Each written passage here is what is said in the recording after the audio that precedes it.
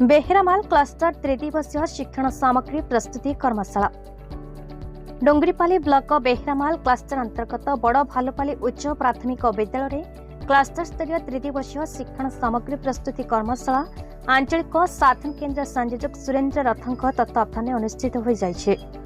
मुख्य अतिथि भाव अतिरिक्त गोष्ठी शिक्षा अधिकारी बटकृष्ण पाढ़ी जोगदी उद्घाटन करथिबा बेले मायाबरा सीआरसीसी सौरभ साहू सोहला सीआरसीसी रंजन दास सम्मानित अतिथि भाव मंचासन थे।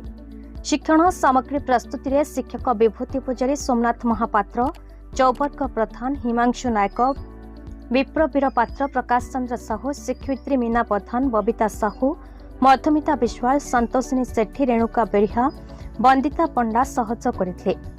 शेष में स्थानीय प्रधान शिक्षक जय श्रीराम सिकंदर धन्यवाद अर्पण करथिले।